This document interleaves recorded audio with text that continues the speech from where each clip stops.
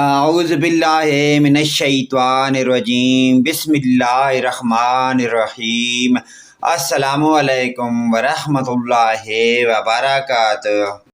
سوال ہے، جو شخص قرآن عظیم پڑھنا نہ سیکھے وہ کیسا ہے؟ جواب، ہمارے حضور نبی کریم صلی اللہ علیہ وآلہ وسلم نے فرمایا کہ جس کے سینے میں کچھ قرآن نہیں ہے وہ پرانے مکان کی طرح ہے۔ سوال ہے، قرآن شریف پڑھنے کے آداب کیا ہیں؟ جواب، سنت یہ ہے کہ قرآن کریم کی تلاوت پاک جگہ میں ہو اور مسجد میں زیادہ بہتر ہے۔ تلاوت کرنے والے کو چاہیے کہ قبلہ رخ یعنی قبلہ کی طرف منہ کر کے بیٹھے اور نہایت عاجزی اور انکساری سے سر جھکا کر اطمینان سے ٹھہر ٹھہر کر پڑھے۔ پڑھنے سے پہلے منہ کو خوب صاف کر لے کہ بدبو باقی نہ رہے۔ قرآن شریف کو اونچے تکیہ یا ریل پر رکھے اور تلاوت سے پہلے اعوذ باللہ اور بسم اللہ پڑھ لے۔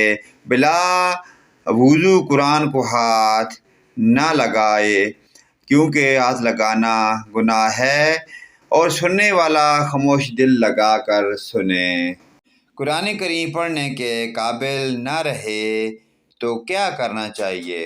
جواب ہے، قرآن کریم جب پرانا بوسیدہ ہو جائے اور اس کے ورق ادھر ادھر ہو جانے کا خوف ہو اور تلاوت کے قابل نہ رہے تو کسی پاک کپڑے میں لپیٹ کر احتیاط کی جگہ دفن کر دیا جائے کہ وہاں کسی کا پیر نہ پڑے، اور دفن کرنے میں بھی لحد بنائی جائے تاکہ اس پر مٹی نہ پڑے۔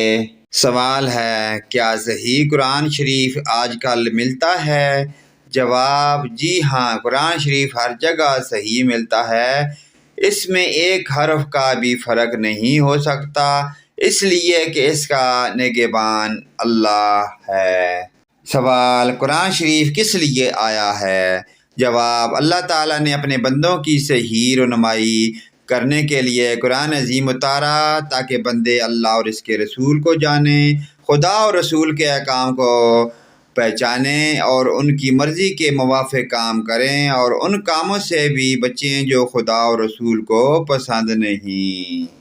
پیارے دوستو، ان سوال و جوابات کے سلسلے کو آگے دوستوں، رشتہ داروں، عزیز و اقارب، اپنے والدین کے ساتھ شیئر لازمی کریں۔ اللہ پاک کی ذات ہم مسلمانوں کو 5 گانا نماز پڑھنے کی اور ان پیارے اسلامی سوال و جوابات پر عمل کی توفیق عطا فرمائے۔ ویڈیو اچھی لگے تو لائک، کمنٹ اور شیئر کریں۔ آمین ثم آمین یا رب العالمین۔